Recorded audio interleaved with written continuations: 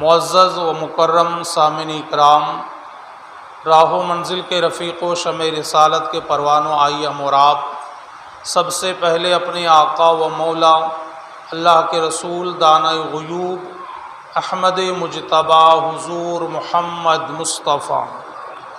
صلی اللہ تعالی علیہ وسلم کی بارگاہ مقدسہ میں انتہائی خلوص اور محبت کے ساتھ ہدیہ درود و سلام پیش کرے اور پڑھے اللہم صلی علی سیدنا شفینا حبیبنا کریمنا طبیبنا مولانا ملجانا ماوانا محمد بارک وسلم صلاۃ و سلام علیک یا رسول اللہ۔ نبی اور آل نبی پر ایک مرتبہ اور درود پاک پڑھے اللہ رب محمد صلی اللہ علیہ وسلم نحن عباد محمد صلی اللہ علیہ وسلم۔ صبح طیبہ میں ہوئی بٹتا ہے باڑا نور کا، صدقہ لینے نور کا آیا ہے تارا نور کا، باغ طیبہ میں سہانا پھول پھولا نور کا، مست بوئے بلبلے پڑتی ہے کلمہ نور کا، چاند جھک جاتا جدھر انگلی اٹھاتے مہد میں، کیا ہی چلتا تھا اشاروں پر کھلونا نور کا، کاف گیسو ہا دہن یا ابرو آنکھیں عین سواد، کاف ہا یا عین سواد ان کا ہے چہرہ نور کا، اے رضائے احمد نوری کا فیض نور ہے، ہو گئی میری غزل بڑھ کر قصیدہ نور کا۔ ایک مرتبہ اور درود پاک پڑھے اللہ رب محمد صلی اللہ علیہ وسلم نحن عباد محمد صلی اللہ علیہ وسلم۔ اللہ تبارک و تعالی قرآن برحق میں ارشاد فرماتا ہے لقد من اللہ علی المؤمنین اذ بعث فیہم رسولا، ہم نے مومنوں پر بڑا احسان کیا اور ان میں بڑی عظمت والا رسول بھیجا۔ اللہ تبارک و تعالی نے اس آیت مبارکہ میں مصطفیٰ جان رحمت صلی اللہ تعالی علیہ وسلم کی آمد کا ذکر فرمایا ہے۔ یہیں سے اپنی گفتگو کا آغاز کرتا ہوں کہ وہ کون آ رہا ہے کہ جس کے آنے سے مکہ کی گلیاں مہک رہی ہے، وہ کون آ رہا ہے کہ جس کے آنے سے مکۃ المکرمہ سے لے کر ملک شام تک کی زمین کو منور کیا جا رہا ہے، وہ کون آ رہا ہے کہ جس کے آمد پر حضرت آمنہ کے چھت کے قریب آسمان کے چاند کو لایا گیا ہے، وہ کون آ رہا ہے کہ جس کے آنے پر حضرت آمنہ کے مکان کے چھت کے یہاں پر آسمان کے ستاروں کو لایا گیا ہے، وہ کون آ رہا ہے کہ جس کے آمد پر بہشت سے حوران آ رہی ہے، وہ کون آ رہا ہے کہ جس کے آنے پر جنت سے غلماں آ رہے ہیں، وہ کون آ رہا ہے کہ جس کی آمد پر اللہ تبارک و تعالیٰ نے فرشتوں کی ایک جماعت کو جو ہے مکۃ المکرمہ کے اندر نزول فرمایا ہے۔ تو آپ دیکھیں ایک ہی جواب ہوگا کہ وہ آنے والا کوئی اور نہیں ہے، وہ آنے والا آمنہ کا لال ہے، عبداللہ کا پیارا ہے، وہ دانۂ سبل ختم الرسول مولائے کل، جس نے غبار راہ کو بخشا فروغ وادی سینہ، نگاہ عشق و مستی میں وہی اول وہی آخر، وہی قرآن وہی فرقہ وہی یاسین وہی طٰہٰ، بے کسوں کا کس آ رہا ہے، بے بسوں کا بس آ رہا ہے، بے سہاروں کو سہارا دینے والا آ رہا ہے، یتیموں کا ماوا و ملجا آ رہا ہے، غلاموں کے درجات کو بلند کرنے والا آ رہا ہے، مساوات کا درس دینے والا آ رہا ہے، اونچ نیچ کو زمانے سے ختم کرنے والا آ رہا ہے، یتیموں کی خبر گیری کرنے والا آ رہا ہے، بیواؤں کو سینے سے لگانے والا آ رہا ہے، رحمت للعالمین بن کر جو زمانے پر چھانے آ رہا ہے، وہی مصطفیٰ جان رحمت صلی اللہ تعالی علیہ وسلم کہ جن کے بارے میں کیا ہی خوب کہا گیا ہے، کعبے کے بدر الدجا تم پہ کروڑوں درود، طیبہ کے شمس الضحیٰ تم پہ کروڑوں درود، ذات ہوئی انتخاب وصف ہوئے لاجواب، نام ہوا مصطفیٰ تم پہ کروڑوں درود۔ اللہ اکبر کبیرہ۔ یہ مقدس مہینہ کہ جسے ہم اور آپ ربیع النور کا مہینہ کہتے ہیں، 12 تاریخ کو پیر کے دن صبح شادی کے وقت حضرت عبداللہ مرحوم کے یہاں پر سرکار دو جہاں صلی اللہ تعالی علیہ وسلم کی پیدائش ہوتی ہے، اور آپ کی پیدائش کے تعلق سے گزشتہ جمعہ بھی کچھ باتیں آپ تک پہنچائی تھی، مگر آج ایک یہودی کے تعلق سے بتانا ہے کہ سرکار کی آمد سے پہلے یہود و نصارہ جانتے تھے کہ امام الانبیاء آنے والے ہیں، رسولوں کے امام آنے والے ہیں، خاتم النبیین آنے والے ہیں، اسی لیے وہ لوگ مکہ المکرمہ اور مدینہ المنورہ کی آبادی کے قریب آ کر بسنے لگے تھے۔ وہیں پر ان لوگوں نے مکان بنائے تھے، ایک ستارہ جو آسمان پر چمکتا تھا، اور یہود جو علم نجوم کا جاننے والا تھا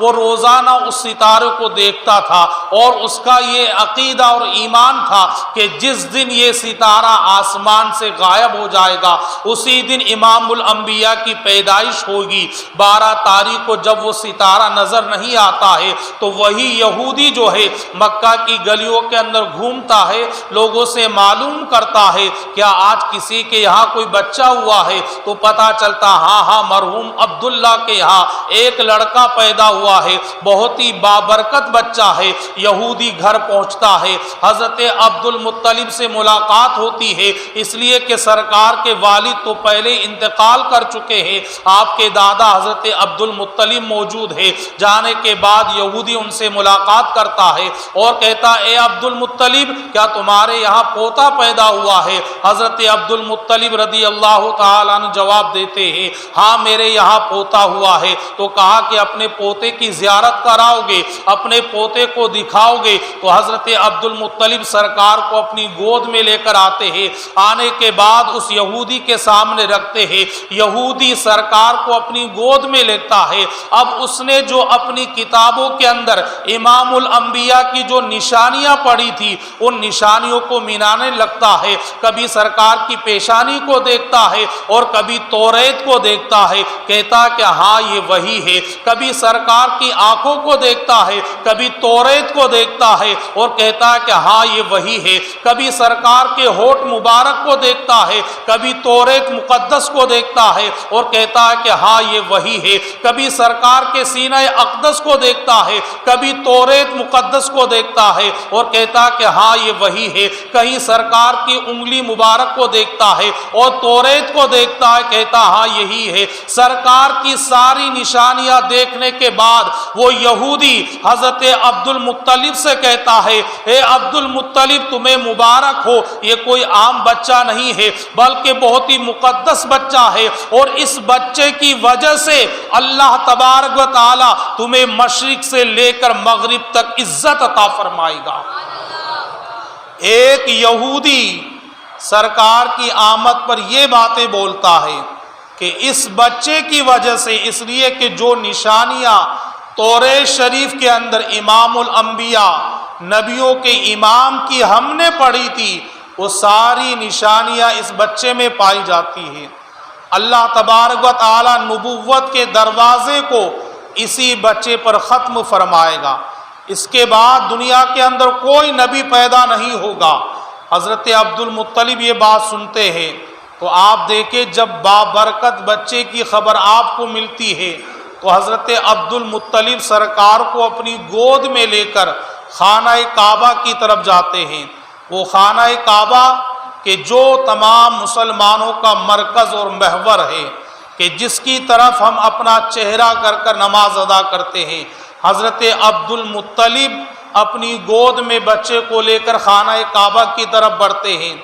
آج مکہ کی فضائیں بدل چکی ہیں، مکہ کے اندر ایک انقلاب برپا ہو چکا ہے۔ یہی مکہ ہے، یہ عرب کی سرزمین ہے۔ کل تک مکہ کے باغ سوکھے رہتے تھے، آج مکہ کے باغ ہرے بھرے ہو گئے۔ کل تک مکہ کے باغوں میں پھل و پھول نہیں تھے، آج مکہ کے باغوں میں پھل و پھول آ گئے ہیں۔ کل تک مکہ کے جانوروں کے تھنوں میں دودھ نہیں تھا، آج مکہ کے جانوروں کے تھنوں میں دودھ آ گیا ہے، کل تک مکہ میں بچوں کے رونے کی آوازیں آتی تھی، آج مکہ میں کوئی بچہ روتا ہوا نظر نہیں آتا ہے، کل تک مکہ کے اندر بھکاریوں کی بھیڑ نظر آتی تھی، آج مکہ میں کوئی بھکاری نظر نہیں آتا ہے، آج مکہ کی فضا بدل جاتی ہے، مکہ کی ہوا کے اندر خوشبو آتی ہے، مکہ کے چوراہے پر بیٹھ کر لوگ آپس میں محو گفتگو ہوتے ہیں اور کہتے کہ دیکھو مکہ کے اندر کیسا انقلاب آ گیا ہے، ہر انسان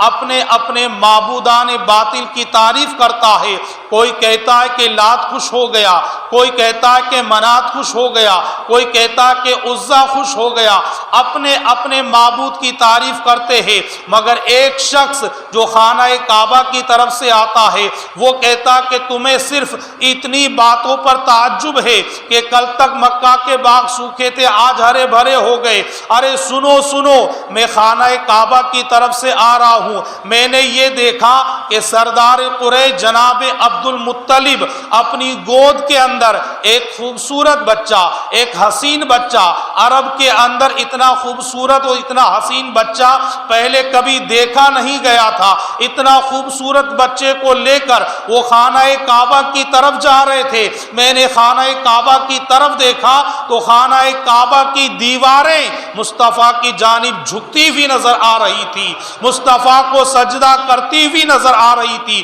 اسی کی عکاسی کرتے ہوئے اعلیٰ حضرت عرض کرتے ہیں جس کے سجدے کو محراب کعبہ جھکی ان بھووں کی لطافت پہ لاکھوں سلام، مصطفیٰ جان رحمت پہ لاکھوں سلام، شمع بزم ہدایت پہ لاکھوں سلام، شہر یار ارم تاجدار حرم نوبہار شفاعت پہ لاکھوں سلام، جس سہانی گھڑی چمکا طیبہ کا چاند اس دل افروز ساعت پہ لاکھوں سلام۔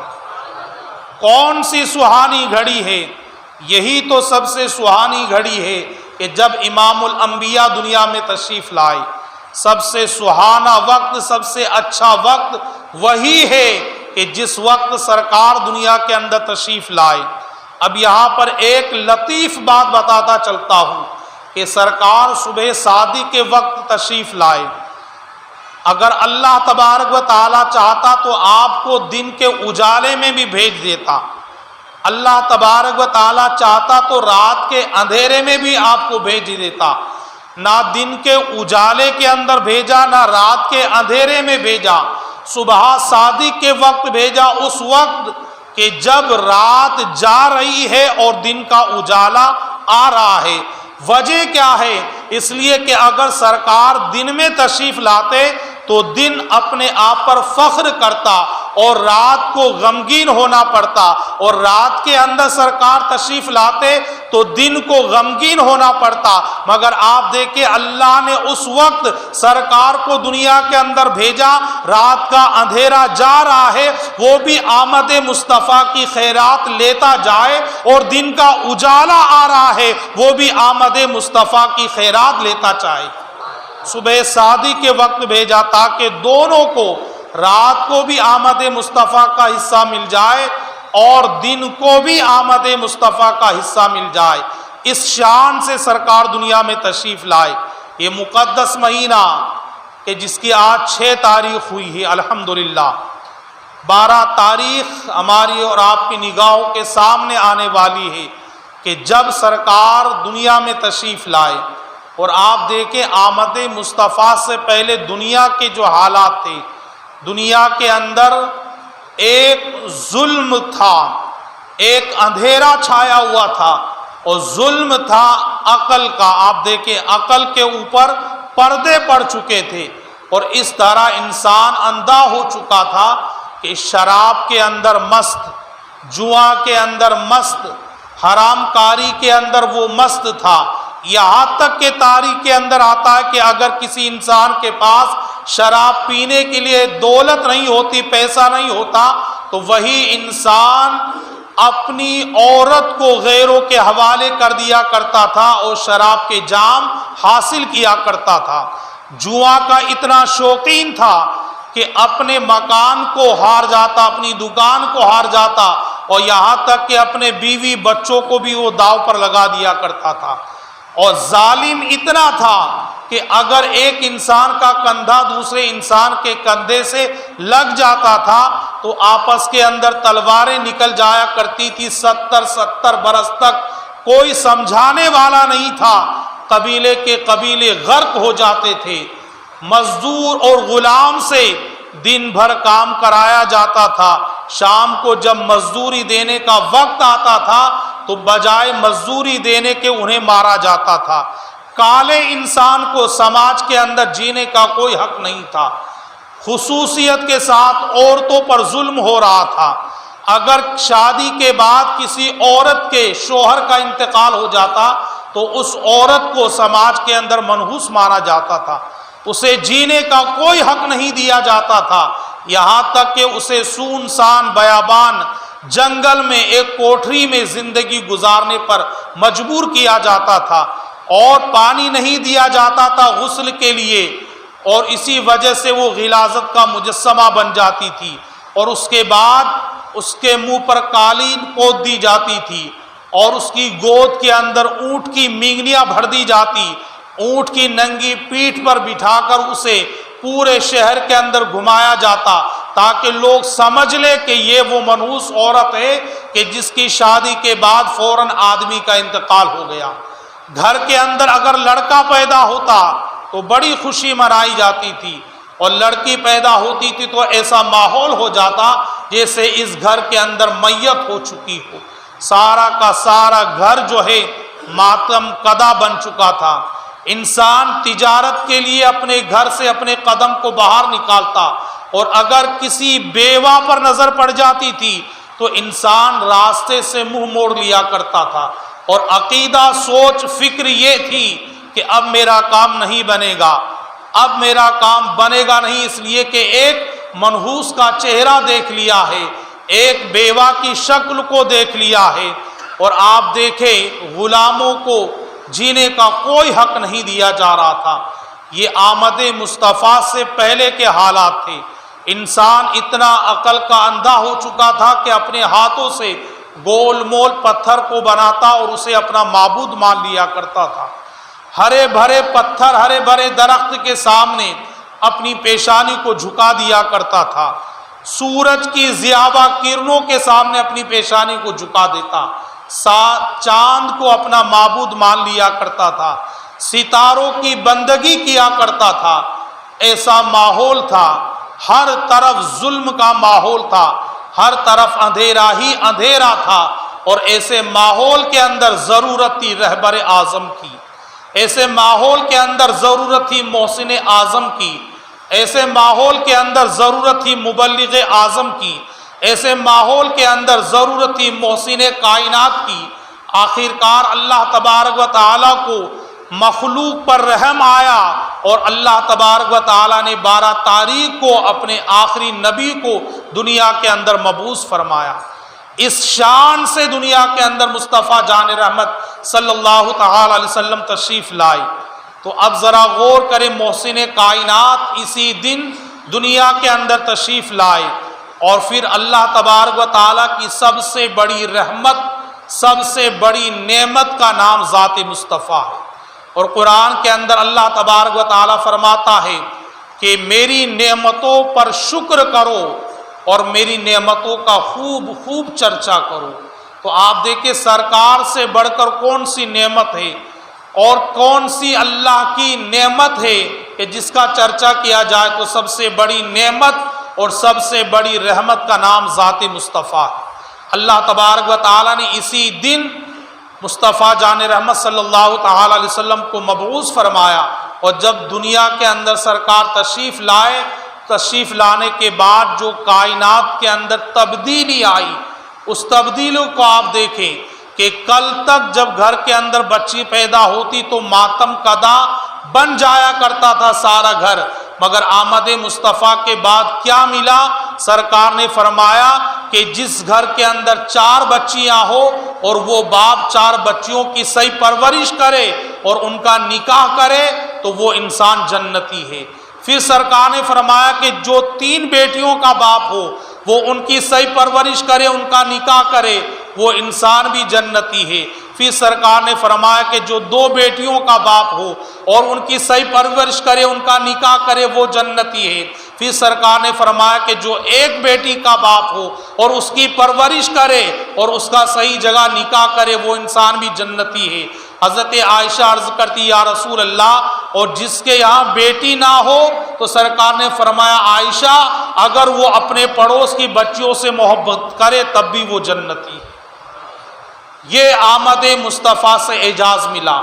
کل تک بیواؤں کو کوئی دیکھنا پسند نہیں کر رہا تھا،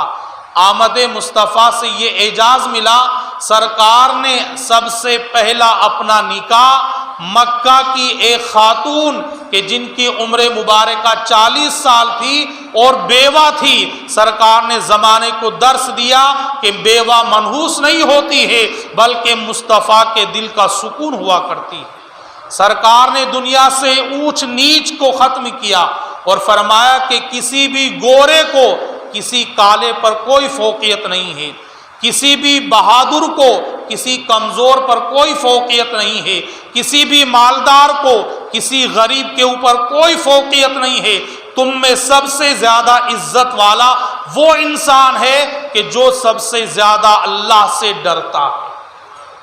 سرکار نے اونچ نیچ کو ختم فرمایا، غلاموں کو آزاد کروایا سرکار نے، اور مزدور کے بارے میں فرمایا کہ جب کسی مزدور سے کام کرایا جائے تو اس مزدور کے پسینہ سوکھنے سے پہلے اس کی مزدوری ادا کر دی جائے۔ اللہ تبارک و تعالیٰ اس ادا کرنے والے کو ایک شہید کا ثواب عطا فرمائے گا۔ تو آپ دیکھیں کل تک کیسا اندھیرا تھا، آمد مصطفیٰ کے بعد میں کیسا اجالا ہو گیا ہے۔ تو یہ سرکار کی آمد کی باتیں ہیں۔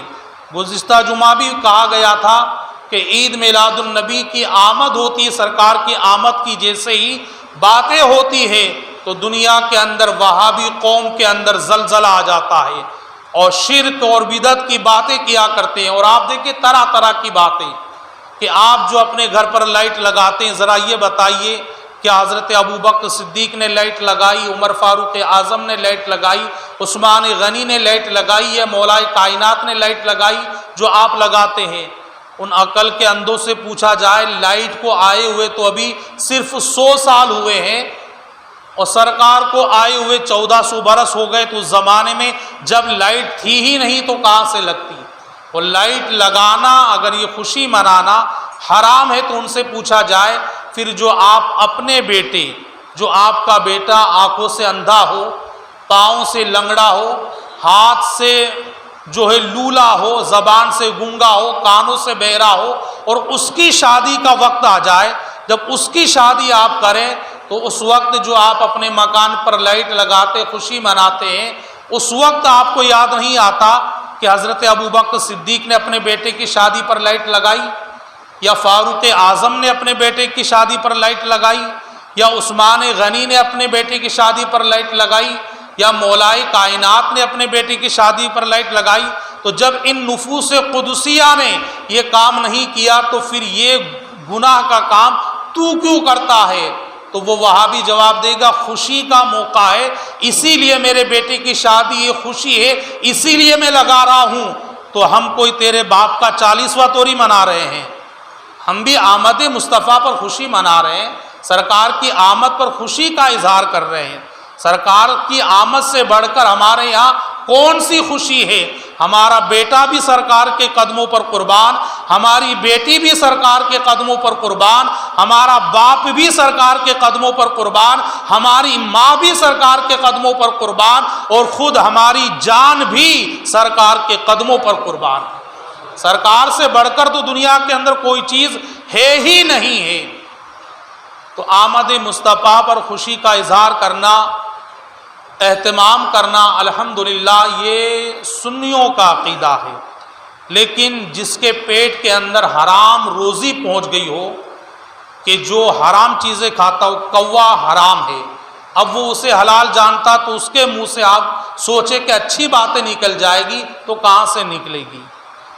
سود حرام ہے، جو یہ کہے کہ سود کی رقم سے لگی ہوئی پیاؤ کا پانی پینا جائز ہے تو آپ سوچتے کہ اس کے منہ سے کوئی اچھی بات نکل جائے گی۔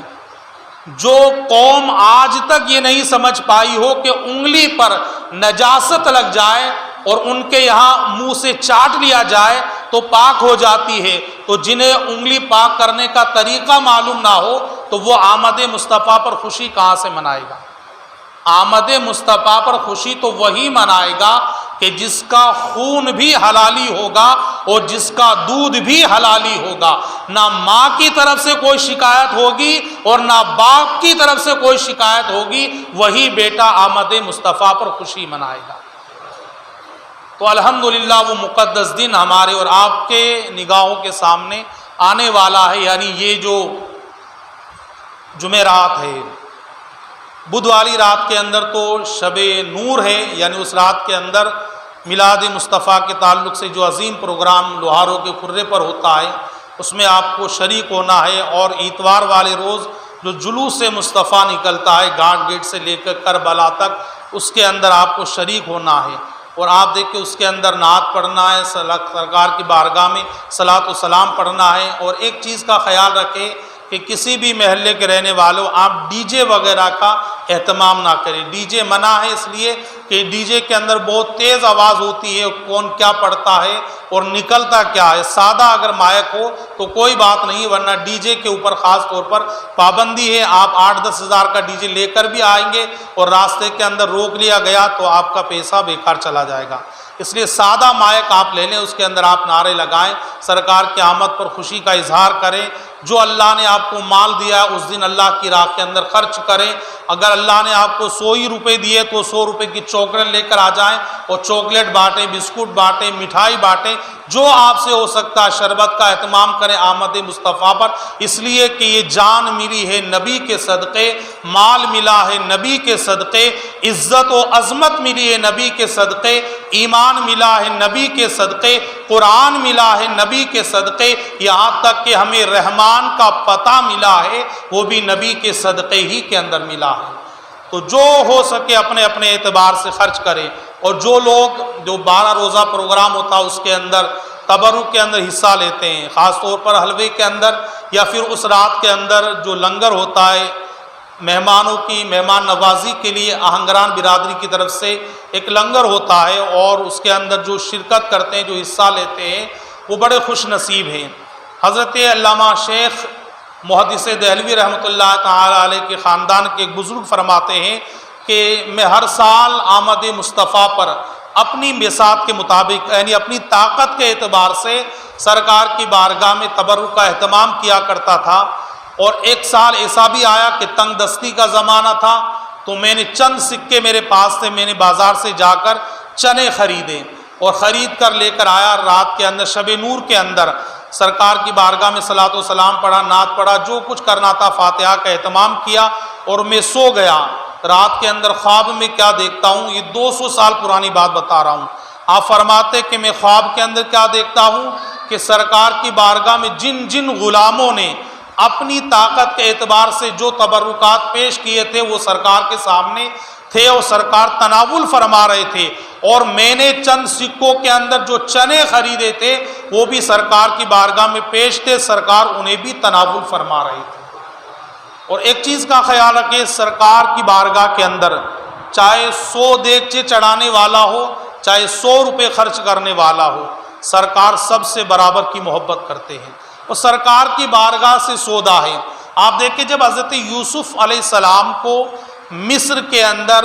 خریدا جا رہا تھا، آپ کی بولی لگائی جا رہی تھی، تو خریدنے والوں کے اندر ایک شخص آیا حضرت یوسف علیہ السلام کے وزن کے برابر سونا لے کر، ایک شخص آیا حضرت یوسف علیہ السلام کے وزن کے برابر چاندی لے کر، ایک شخص آیا حضرت یوسف علیہ السلام کے وزن کے برابر زعفران کو لے کر، اور انہی لوگوں کے اندر ایک ضعیفہ یعنی ایک بوڑھی عورت بھی تھی جو اون لے کر سوت لے کر آئی تھی۔ اون لے کر جب وہ آئی تو کسی نے کہا کہ اے ضعیفہ، یہاں پر بڑے بڑے مالدار لوگ آئے ہیں، کوئی سونا لے کر آیا، کوئی چاندی لے کر آیا، کوئی مشک لے کر آیا، کوئی عنبر لے کر آیا، کوئی زعفران لے کر آیا، تیرے سوت کی کیا طاقت ہے، تیرے سوت اور اون کی کیا وقت ہے جو تو لے کر آ گئی؟ تو کہا کہ مجھے پتا کہ میں خرید نہیں سکتی، مگر جب قیامت کے روز حضرت یوسف علیہ السلام کے خریداروں کی صف لگے گی تو اس صف کے اندر میرا بھی شمار ہو جائے گا. میں نہیں خرید سکتی مگر یوسف سے محبت کرنے والوں کی صف کے اندر میرا شمار ہو جائے گا. تو صحیح ہے کہ ہم 10 دیگ نہیں بنا سکتے مگر 100 روپے کا شربت بنا کر آمد مصطفیٰ پر خوشی کا اظہار کر سکتے ہیں. آہنگران برادری کے جو بزرگ جن کی سرپرستی کے اندر یہ تبرک کا اہتمام ہوتا ہے اور جو نوجوان کرتے ہیں اور تمام برادری کے لوگ وہ شرکت کرتے ہیں، چاہے 100 روپے دے کر، چاہے 1000 روپے دے کر، چاہے 5000 روپے دے کر، اپنی اپنی بیسات کے مطابق جو خدمت کرتے ہیں، ان سے گزارش ہے کہ آپ یہ انتظار نہ کریں کہ جو ذمہ دار ہیں وہ آپ تک آئیں گے، بلکہ آپ کا حق بنتا ہے کہ یہ آمد مصطفیٰ کا معاملہ، لنگر کا معاملہ ہے تو خود چل کر آپ آئیں. اور جو ذمہ دار حضرات ہیں ہمارے، اس کے اندر ہمارے حاجی محمود بھائی جو ہے سامود والے وہ ہیں، ہمارے ریاض بھائی سامود والے، سلیم بھائی رنگس والے، ہمارے شہاب الدین بھائی، ہمارے فخر الدین بھائی، کلو بھائی منور پور والے، فرید بھائی، یہ تمام کے تمام لوگ ذمہ دار ہیں. اور آپ دیکھیں ان میں بعض حضرات ایسے ہیں کہ اگر ہم اشارہ کریں تو ان میں سے ایک آدمی ہی پورا خرچہ اٹھا لے گا. ایسے لوگ بھی الحمدللہ، ایسے اللہ نے انہیں نوازا ہے. ہم شہاب الدین بھائی سے کہہ دیں تو الحمدللہ ہماری بات نہیں ٹالیں گے، اکیلے آدمی پورے لنگر کا اہتمام کر لیں گے. فخرو بھائی سے کہہ دیں وہ کر دیں گے، سلیم بھائی رنگس والے سے کہہ دیں وہ کر دیں گے، محمود بھائی سے کہہ دیں، کسی سے بھی کہہ دیں، مگر یہ سب لوگ چاہتے ہیں کہ پوری برادری کا حصہ ہو. اس لیے کہ ہم اور میں کے اندر بڑا فرق ہے. ایک تو میں نے کیا اس میں کوئی طاقت نہیں ہے، ہم نے کیا اس میں بڑی طاقت ہے، ہماری برادری نے کیا اس میں بڑی طاقت ہے. تو میں چاہتا ہوں کہ تمام لوگ جو بھی حصہ ہر سال لیتے ہیں اپنی بیسات کے مطابق، اس لیے کہ اس کے اندر زبردستی کا کوئی سودا نہیں ہوتا ہے. کوئی 50 روپے بھی دیتا ہے تو اس سے خوشی سے لیے جاتے ہیں، کوئی 1000 روپے بھی دیتا تو اس سے خوشی سے لیے جاتے ہیں، اور کوئی 200 روپے کے لیے 3 چکر لگواتا ہے. 3 چکر بھی ہمارے یہ محبت کرنے والے لگاتے ہیں مگر اس کا حصہ اس کام کے اندر ضرور لیتے ہیں. اس لیے کہ اس کا مزہ تو انشاءاللہ العزیز ہم قیامت کے روز دیکھیں گے کہ اللہ تبارک و تعالی سرکار کی آمد پر اور سرکار سے محبت کرنے پر کیا اعزاز عطا فرمائے گا اور کیا عزتیں عطا فرمائے گا. مولا قدیر کی بارگاہ میں یہی دعا ہے کہ اللہ تبارک و تعالی ہمیں ان تمام باتوں پر عمل کرنے کی توفیق عطا فرمائے. اور جو اس ہفتے پروگرام ہونے جا رہے ہیں ان کے تعلق سے آپ سماعت کر لیں. کل بڑی چوپڑ پر جو ہندوستان کا عالمی مشاعرہ ہوگا جس میں پورے ہندوستان کے شعراء آئیں گے، یہاں تک کہ مسلم تو مسلم غیر مسلم شعراء بھی آئیں گے جو اپنا خراج عقیدت سرکار کی بارگاہ کے اندر پیش کریں گے. اور کل ہی رات کو جو ہے باس بدن پورا 5:30 کے یہاں پر بھی ایک عظیم الشان پروگرام رکھا گیا، اس کے اندر بھی آپ کو شرکت کرنا ہے. اور اس کے بعد پیر کے روز جو ہے یہ چوپڑ ہے نام گنج چوپٹ، وہاں پر بھی ایک عظیم الشان پروگرام رکھا گیا، اس کے اندر بھی آپ کو شریک ہونا ہے. اور پیر ہی کے روز جو ہے مچھلی مارکیٹ کے اندر بھی ایک عظیم الشان پروگرام رکھا گیا، اس کے اندر بھی آپ کو شریک ہونا ہے. اور اتوار والے روز مان باغ کے اندر پروگرام ہے، اس کے اندر بھی شریک ہونا ہے. اور شاہی مسجد کے یہاں پر ایک عظیم الشان پروگرام ہے، اس کے اندر بھی شریک ہونا ہے. اور اس کے علاوہ بدھ والی رات کے اندر لوہاروں کے کھرے پر جو پروگرام رکھا گیا ہے اس کے اندر باہر سے علماء اکرام، کلکتہ سے اور بہار سے اور یو پی سے علماء اکرام تشریف لا رہے ہیں. تو آپ تمامی حضرات کو دعوت فکر دی جاتی ہے کہ ان تمام پروگرام کے اندر آپ شریک ہوئیں اور ثواب دارین حاصل کریں. وآخر دعوانا